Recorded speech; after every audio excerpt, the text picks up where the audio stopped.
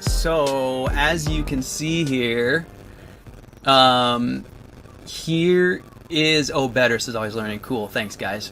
So here is my secondary air piece out of the stove, and this is, on the bottom here, is my old exhaust flange. I had used that as mounting, and when I got the RA330, I just cut off the old flange and I tack welded my RA330 to that bottom flange. So that's why it looks welded and really corroded down there. So the RA330 starts kind of right at the bottom there. You can see where the discoloration, where it changes color, really. And as you can see, this RA330, it's slightly oxidized, and it had just a little bit of roughness, like a little bit of rust, as it were, over the surface of it, but no significant spalling and no significant material deformation, and none of it, like I just said, no spalling, but so none of it was gone, none of it was flaking off. You can see that pretty clearly here in the top view. It's absolutely sound, right? You can just tell by looking at it that it hasn't changed. It's not out of round, it's not thin at the top, it shows no sign of deterioration. And I'm pretty sure that this is now almost 2 full seasons, if not 2 full seasons. And it is, oh gosh, I forget what I was going to say next. Oh, I know what I wanted to say. I want to tell you what the schedule was. So this is, again, Rolled Alloy 330, a product you can get from rolledalloys.com. This is 2-inch Schedule 40 pipe. Now they sell Schedule 40 and Schedule 80, Schedule 80 being thicker walled. I assume Schedule 40 would be thick enough, and it's looking like I cannot see this. I expect this to last a lifetime. It's showing no deterioration. All of the other materials I've tried, including the stainless, the 309 stainless, would be massively deteriorated at this point. So that's really encouraging. I'm super excited to see it. And the same goes for my firebox lining. I don't think I have any photos. No, I don't. But the firebox lining held up great as well. My welds that were at the top of the firebox deteriorated because I just used regular welding wire.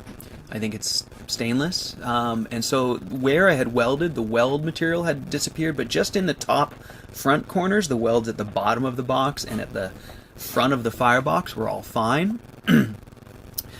But the metal, even, and I was using really thin, I think it was 18 gauge. I'd recommend like 12 gauge for firebox liners with this RA330. But even though it was deformed, it wasn't spalled or thinned out at all. I was actually able to beat it with a hammer back to shape, and it still was ringing. It wasn't, dead like when the carbon comes out of the steel after it's been in the fire for a long time.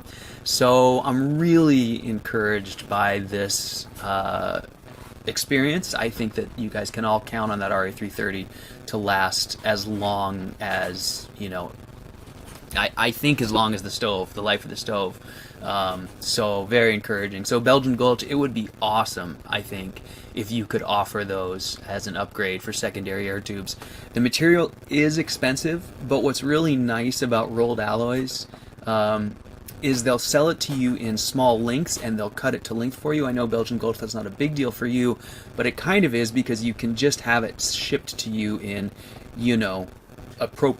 pieces that are easy to ship, as opposed to 20-foot long sections or whatever it might be. So it is something that they can box up and ship. And for those of you who are looking for it for your own projects, it's really convenient. You can order it up, and they'll cut sheet material too. So for my firebox liner, I just ordered the rectangles of the appropriate size, and they cut them and shipped them right to me. And we love buying rectangles, so it's a pretty slick deal. So rolledalloys.com.